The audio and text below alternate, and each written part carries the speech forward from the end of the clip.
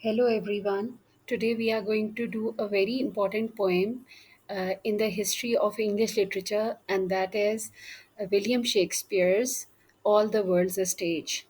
This is basically a monologue of Jackass, a character in As You Like It, a play by William Shakespeare. This appears in Act 2, Scene 7 of the play. So the poem is basically about stages of man's life ever since the start of literature. People from different cultures have been trying to uh, solve the question, what is life?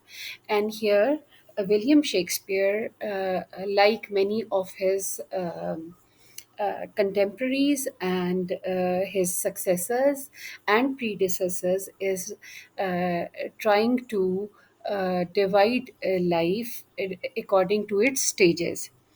William Shakespeare is a renowned Elizabethan dramatist and writer, and a poet as well. So, this poem is one of the most important or the most reputed ones, most renowned ones that can be found in English literature. Let's move on to the poem now. William Shakespeare uses the metaphor of a stage. A stage means a place where you perform. And here he uses the metaphor of a stage for the world. So he says that all the world's a stage and all the men and women merely players. Here, players has the word players has been used for actors. So he says that they have their exits and their entrances, and one man in his time plays many parts, many roles. Uh, his acts being seven ages.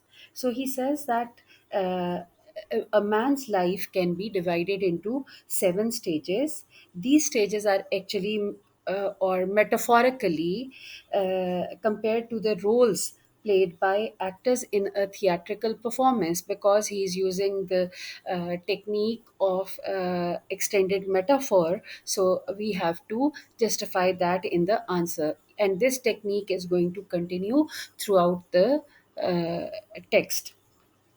So he says that all the people who come here in the world, they play different roles at different times, and they are born and they die, and their death exits over here are the deaths of those people. Every person who's born and entrance is the birth of that person. And not only that, now if we look at it metaphorically as well, we pass through one stage of the life and we exit it to enter the next one. So exits and entrances are not only the literal births and deaths, they are the different roles that a person continues to enact in his lifetime. And according to William Shakespeare, these are seven stages.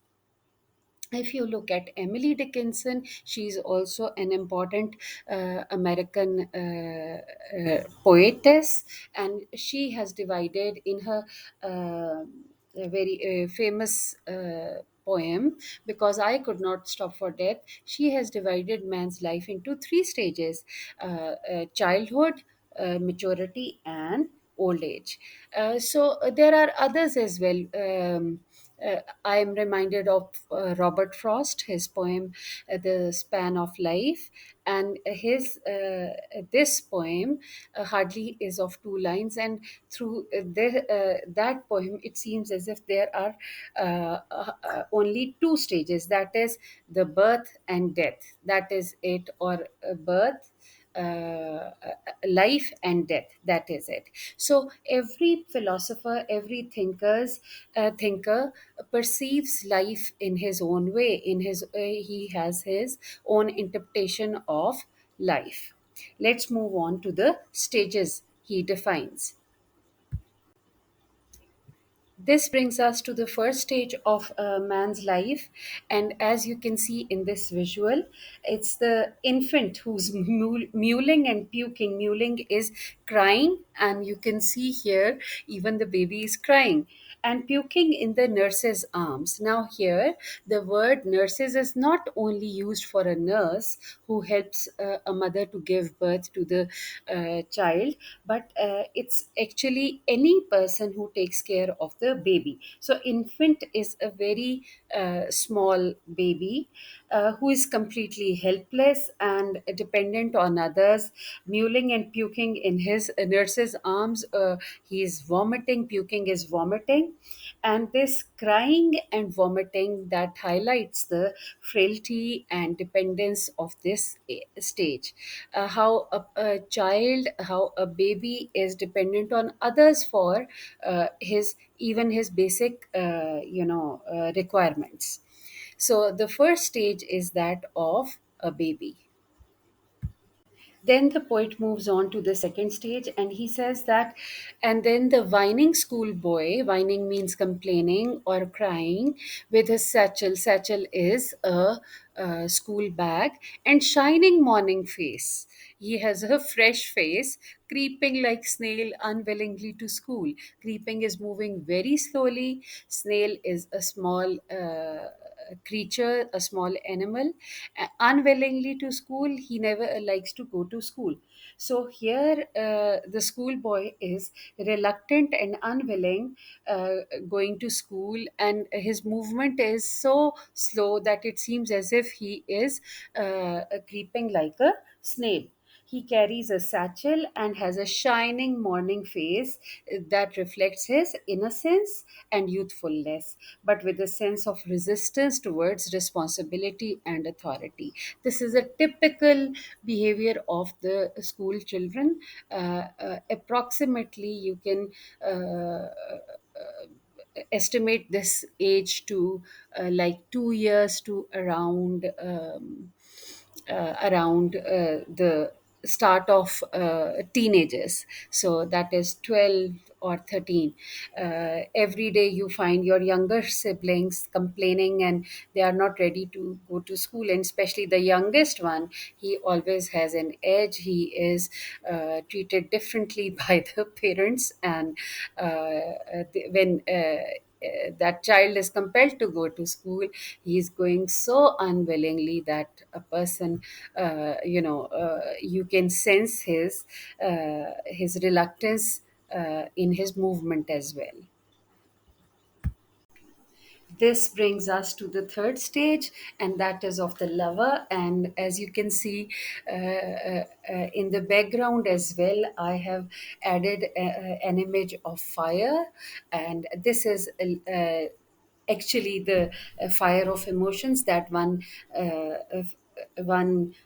experiences during his teenagers. So the third stage is that of a lover, sighing like furnace. Furnace is a big oven, a stove that is used to melt metals. So here we find that a person is so emotional that, and for him, emotions are his guiding light. And he is so ambitious. He is so overcome by desire that no one, no other person can control his emotions. So here lover can be a lover for anyone. He can be a lover of a woman, of a young girl, or he can be the lover of his ambition as well. People at this stage, the young people, they are very emotional, and they are ready to take challenges without realizing that that challenge might ultimately result in some sort of harm for them. But they do whatever they have planned, whatever they have uh, decided. So he says that, and then the lover, sighing like furnace, sighing is breathing heavily like furnace, with a woeful ballad made to his mistress's eyebrow. He is singing sad songs, rather, he's writing sad songs for his beloved. So he is characterized by intense emotions, sighing like furnace, and composing woeful ballads, very sad songs for his beloved, often idealizing her beauty, and that beauty can be seen from the eyebrow of that, or that beauty, that poetry can be inspired from the eyebrow of that um, uh, mistress, that beloved. So this stage captures the passion and melodrama and enthusiasm and excitement of youthful love. And then we come to the next stage, that is stage four. And again, this is an age where you do or die. It is also a very emotional age, that of a soldier. Shakespeare has given this stage the title of soldier. So he says, then a soldier full of strange oaths. Oaths are holy promises. And bearded, having a beard, like the pard. Pard is leopard, jealous in honor. Honor is a person, is the respect one has for his own self. Sudden and quick in quarrel. He's ready to fight at all times, seeking the bubble reputation, a person who's looking for temporary honor, even in the cannon's mouth. Even if cannon is it's a tank that is used in wars. So the fourth stage that Shakespeare describes is that of a soldier who is depicted as a hot tempered and full of ambitious, jealous in honor, and quick in quarrel, who's ready to quarrel at any time. He seeks the bubble reputation, which means that he pursues or follows fleeting glory or temporary happiness, even at the risk of his life. And the risk of his life has been uh, shown through the even through the line, even in the cannon's mouth. This stage reflects bravery, honor, and the dangers of youthful ambition. And this is the time where your emotions cannot be in your control. These emotions have to be channelized properly. However, a very important thing is that uh, we as human beings, obviously we are passing through all these stages. You are still at the third stage, whereas we are in stage 5 almost, or 4 or 5, somewhere between 4 and 5, let's say 4.5 or something.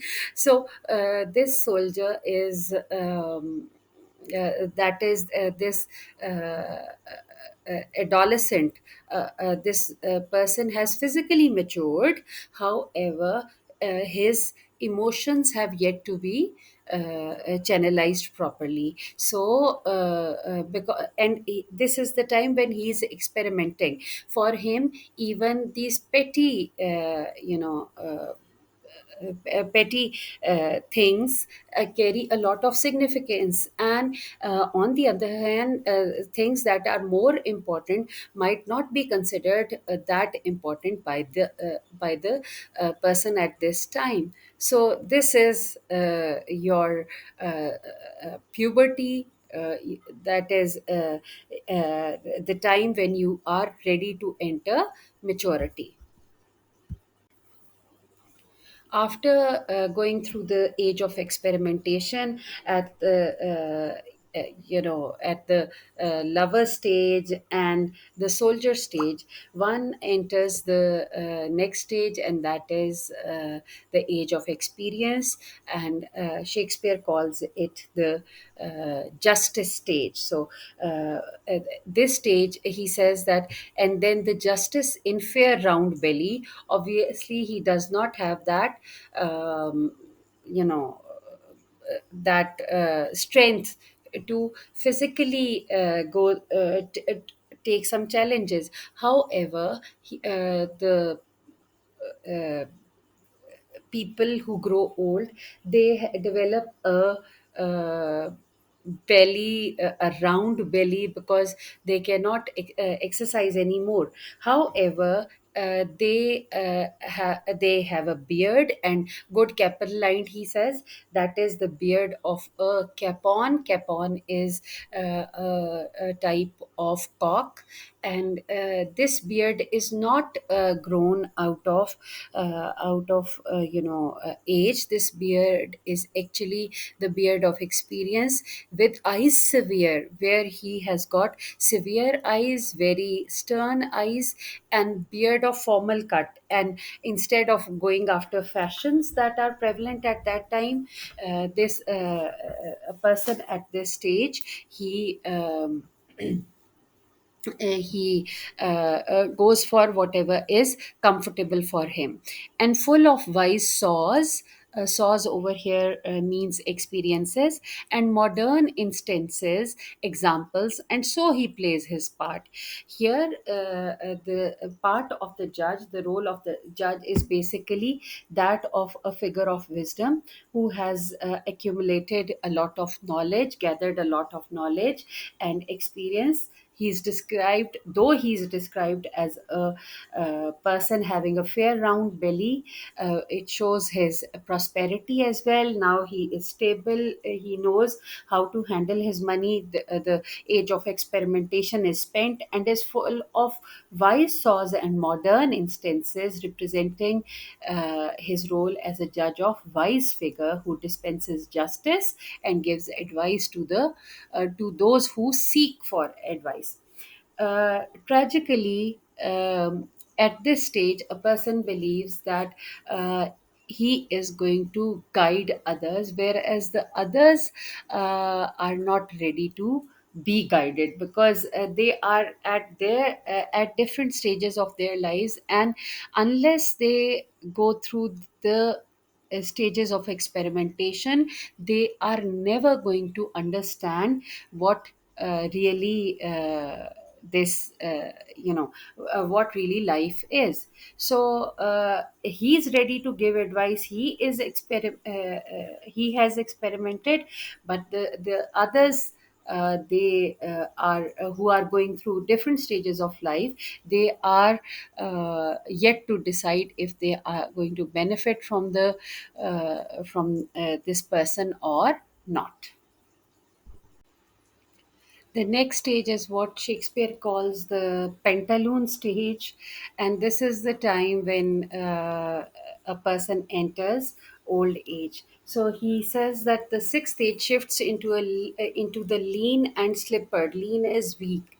Slippered is you know a loose pantaloon with spectacles on nose, with some glasses on the nose, and a pouch on side. His youthful hose, his young hose over here, is the breathing tract, which is up till now it has survived. However, the whole a world too wide for his shank, but the person himself has become weak, and his big manly voice turning again toward a childish treble, having a childish, he has a childish voice, and pipes and whistles in his sound. And when he speaks, he has got a wheezing sound. He's breathing heavily, because his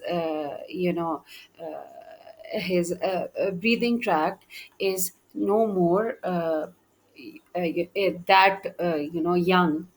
So he says that this is basically showing the decline of a man in his old age. He has become lean, weak, and slippered, with his body, weakening again, day by day. He wears spectacles and carries a pouch because he is so weak that he cannot go to things to fetch things himself. So he has to do that through he keeps all the things that he requires in his pouch. His youthful hose that is the whole hose can be used in two senses: the pipe, the windpipe, or the breathing tract, as well as his pants. Both of them have shrunk because he is no more young, and his stockings or his pants have also too large are too large for his wrinkled and shriveled legs. His once big manly voice has faded. It has disappeared into a high pitched childish treble. This stage portrays how a person declines, how his energies decline, how his strength declines, and how his vitality declines. And this is the best picture I could get of this stage.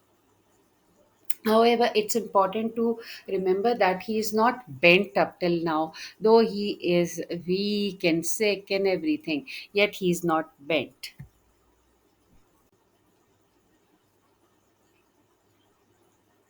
So, this brings us to the last stage of man's life, a person being senile physically as well as mentally. So, Shakespeare calls it second childishness. It's said, "In my beginning is my end." So, a person starts with his childhood and starts his life with his childhood, and his life ends with his childhood.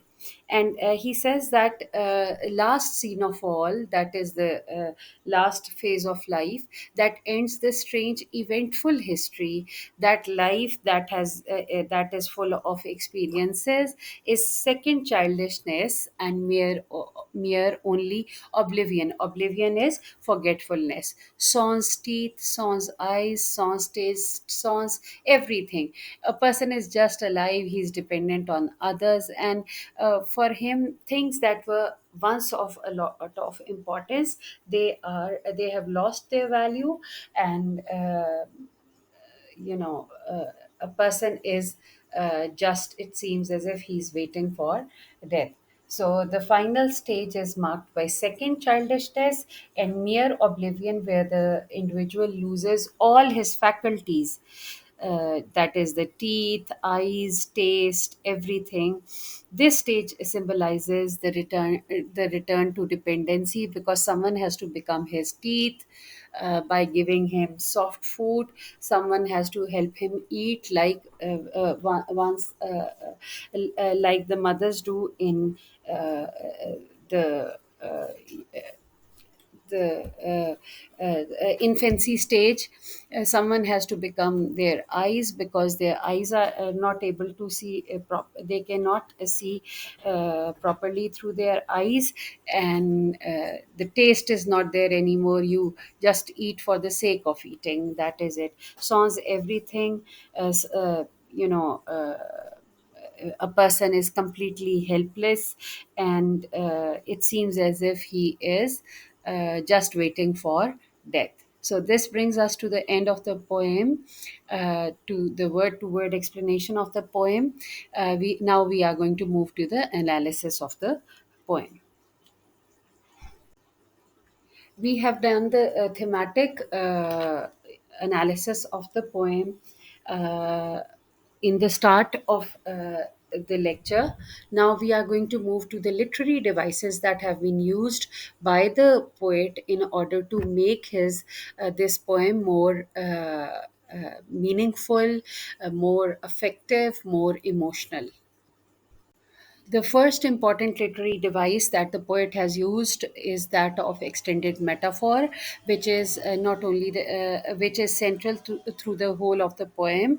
We come to know that here the people who come in the world are uh, they are like actors who are playing their roles on a stage. So this extends throughout the poem, and it shows that a person, after completing one of his roles, he enters the next role, and after doing that he enters the next one.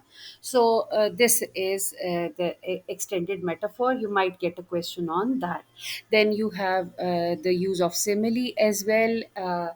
Remember that whenever you are using similes, they have to have the as or like in them.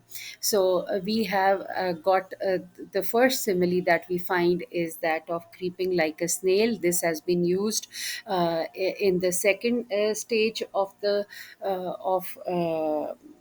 man's life, when the schoolboy is reluctant to go to school, and he's moving so slowly that it seems as if a snail is moving. Then you have sighing like furnace. Here the writer is telling you, the poet is telling you about a lover who is very emotional, who is ready to do uh, anything for his ambition, for his lady love.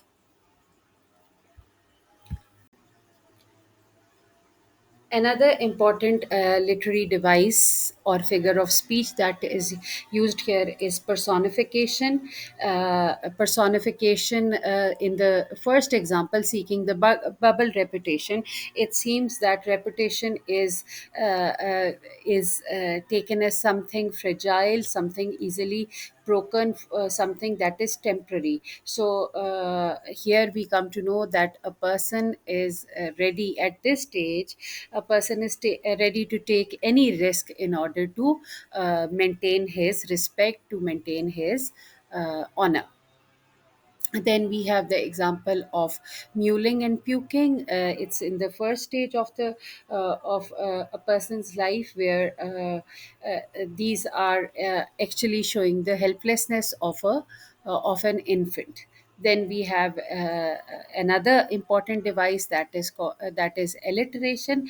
Alliteration has been used in shrunk shank, and alliteration is basically the repetition of the consonant sounds in the beginning of words. So here we have the use of shrunk shrank in the pantaloon stage, where we come to know that the poet is emphasizing, see, every literary device has an impact. So here Shakespeare is emphasizing the breadth of the world, shrinking for the old man. Then we have the repetition of the word sans. Sans is a French word for without, and earlier whatever was shrinking, it has disappeared.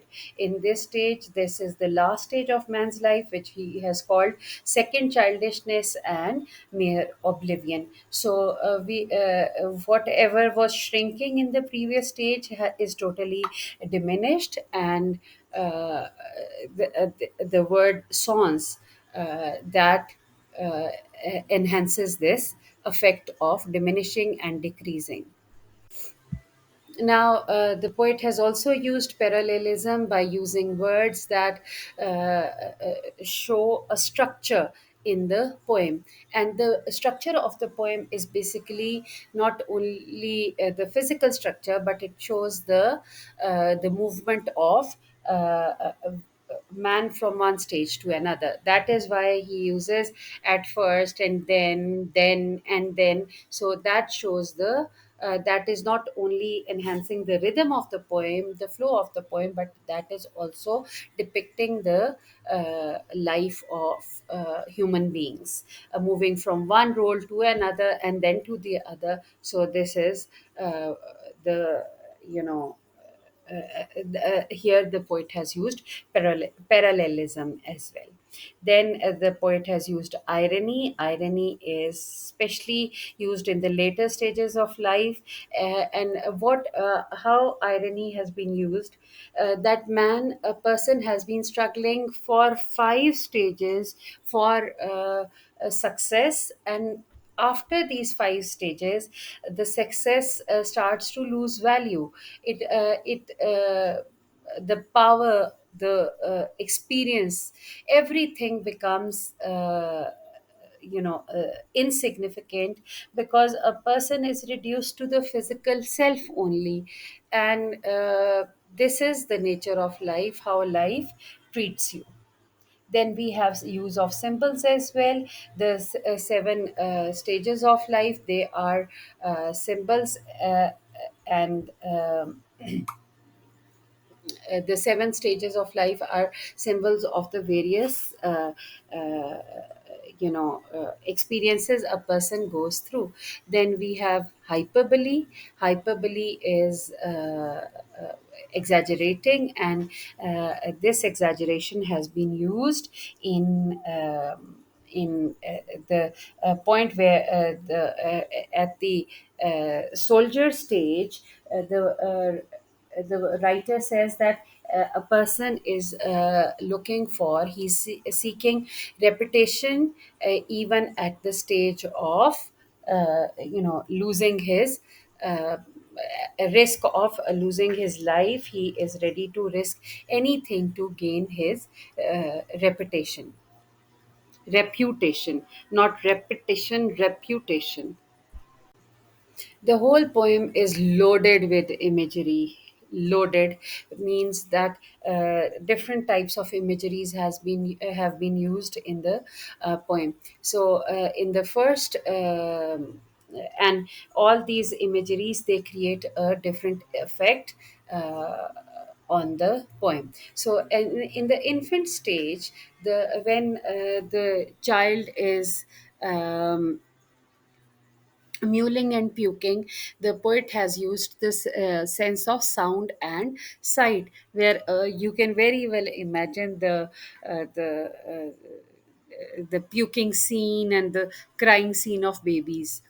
Then you have the schoolboy stage, where a child is going to school with his shining morning face, which is symbolic of his innocence, and his satchel, his school bag, and creeping like a snail. So here you have the use of visual energy, visual imagery, as well as kinesthetic imagery, that shows the reluctance of a schoolboy to go to school. Then you have the lover stage.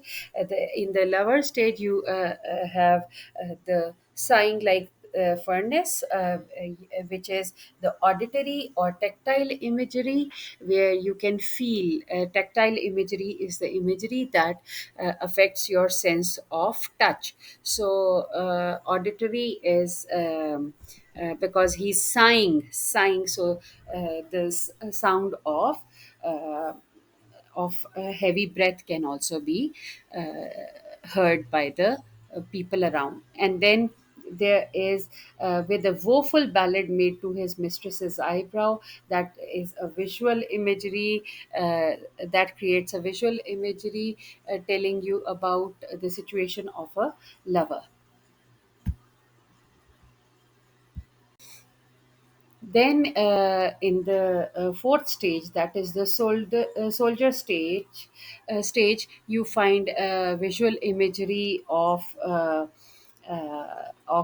bearded like a pard, that shows the ferocity, the wildness of a person.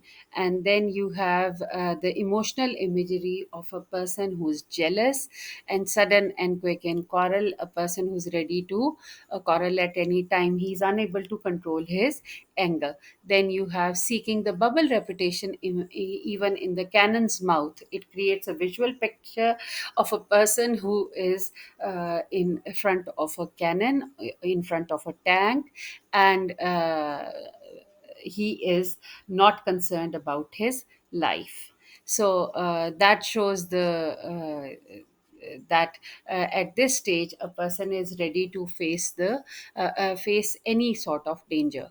Then you have the justice stage. Justice stage is that here imagery has been used in the lines in fair round belly with good cap and lined or cap on lined, where you can feel and touch the round things and feel the soft beard as well. And then he also uses the word with a round belly. So the round belly shows the prosperity and contentment that a person has during his middle ages. Then his eyes severe and beard of formal cut. Again, that has used visual imagery showing a person who is serious in his life, who has a neatly trimmed beard, who is not following fashion. Rather, he has become a symbol of wisdom and authority. In the last or the second last stage, that is the pantaloon stage, you find that a person has been reduced to the physical self only. And physical there is a detailed physical description of all those of that stage. So, a lean and slippered pantaloon here, a man who is thin, who has a weak body, who's wearing slippers, that shows his frailty and old age. He has got spectacles on his nose and pouch. Again, visual imagery has been used. Then, youthful hose, visual imagery. So, the use of visual imagery at this stage shows man's reduction to the basic necessities of life. The next one is the last stage of man's life, that is second, childishness and oblivion. Here the poet has not even gone into much detail. He says that a person is sans teeth, sans eyes, sans taste, sans everything, and this shows the decay of man's capacities and abilities and the strengths. He has lost everything, and whatever he had gained, the experience, the life he had spent so nicely in the past, it has been reduced to, you know, this basic uh, sort of a thing, and a person, it seems as if he's waiting for death. So all these imageries and all these literary devices, they give meaning to the poem, and they add to the effectiveness of the poem. A person, a reader is very much, he can relate himself to the stages of life. So good luck, and thank you for your patient hearing. Thank you.